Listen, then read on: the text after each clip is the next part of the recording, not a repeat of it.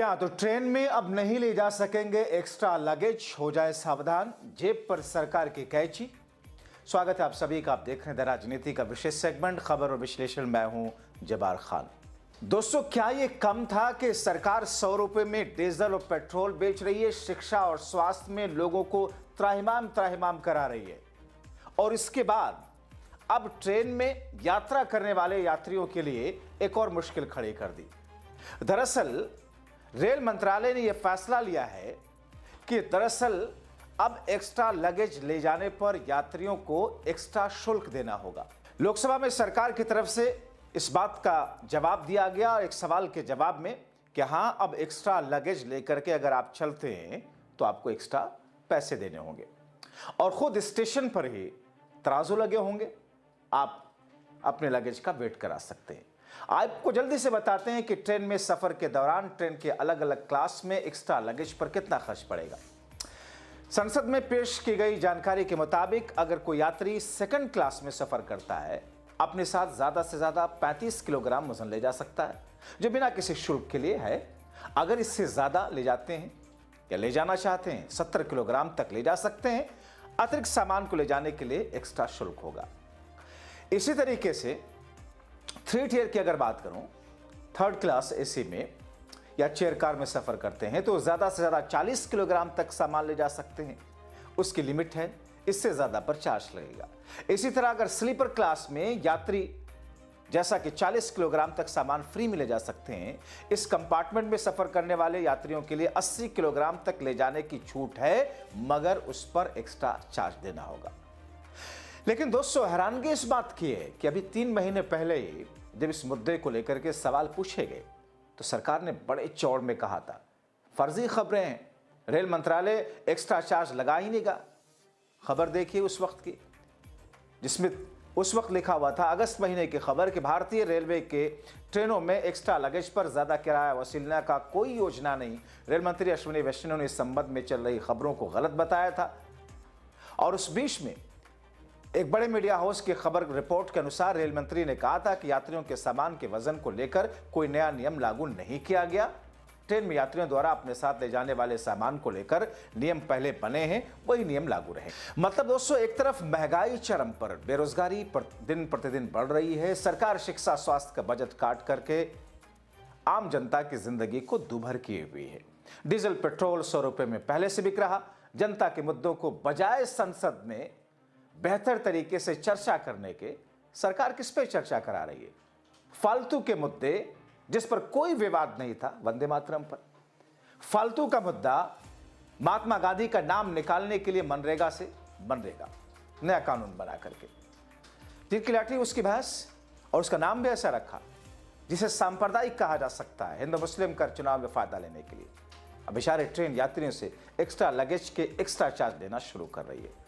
मगर दोस्तों, जब संसद में जनता के मुद्दे सरेआम सरकार और चुनाव आयोग की धांधली पर विपक्षी सांसद बोलना चाहें, कैसे संवैधानिक पद पर बैठा हुआ शख्स कैसे उसकी गरिमा को तोड़ते हुए मोदी शाह की चापलूसी में क्या कुछ करता है, देखिए। माननीय श्री इमरान प्रतापगढ़ी, 3 मिनट। धन्यवाद सभापति महोदय। 10 मिनट सर। पिछले 10 घंटे से देश की पार्लियामेंट में चुनाव सुधार और एसआईआर पर होती हुई बहस और बड़े बड़े नारे, वादे, समंदर ये तेरी खामोशियां कुछ और कहती हैं, मगर साहिल पे टूटी कश्तियां कुछ और कहती हैं।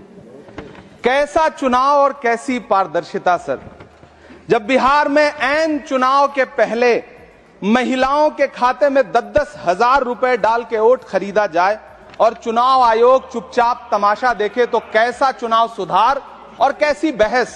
सभापति महोदय, जब सत्ता पक्ष में भारतीय जनता पार्टी के अकाउंट में 10,000 करोड़ रुपए से ज्यादा पड़े हों और देश की सबसे बड़ी विपक्षी पार्टी के अकाउंट में तकरीबन 100 करोड़ रुपए पड़े हों, तो फिर जमहूरियत जिंदाबाद का नारा सिर्फ और सिर्फ ढोंग नजर आता है। सभापति महोदय, जब देश के गृह मंत्री और प्रधानमंत्री की तरफ से विपक्षी पार्टियों के विधायकों को तोड़ने को देश की मीडिया ऑपरेशन लोटस कह करके सेलिब्रेट करे, तो फिर कैसा सुधार और कैसी जमहूरियत सर।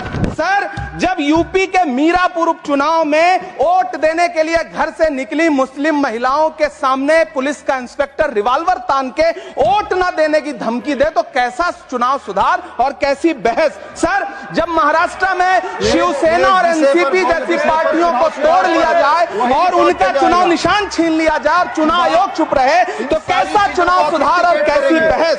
सर, मैं ये तो नहीं कहता, मैं ये तो नहीं सर, विल ऑथेंटिकेट, मैं विल ऑथेंटिकेट सर, मैं ये नहीं कहता कि चुनाव आयोग धृतराष्ट्र हो गया है, लेकिन चुनाव आयोग ने गंधारी की तरह अपनी आंखों पे पट्टियां जरूर बांध ली हैं। सभापति महोदय, मैं तो ये जानना चाहता हूं कि आपको बताया था बहस सर मैं ऑथेंटिकेट करूंगा सर, मेरा टाइम बहुत थोड़ा है। नहीं, आप टाइम थोड़ा है तो विषय पर बोलिए सर, विषय पे सर, चुनाव सुधार पे बात कर रहा हूं चुनाव सुधार सर, बोलिए।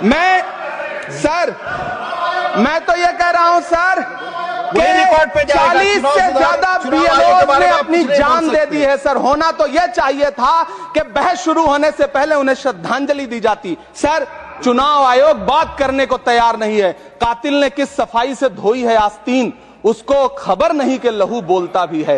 राजस्थान के बीएलओ मुकेश जांगीड़ हो, हरिओम बैरवा हो, मध्य प्रदेश के बीएलओ रमाकांत पांडे हो, सुजान सिंह हो, उदयभान सिंघारे हो, मनीराम हो, सीताराम गौड़ हो, सर्वेश कुमार हो, कविता हो, अनिता नागेश्वर और भुवन सिंह चौहान हो। सर, ये बीएलओज हैं जिन्होंने जान दी है सर।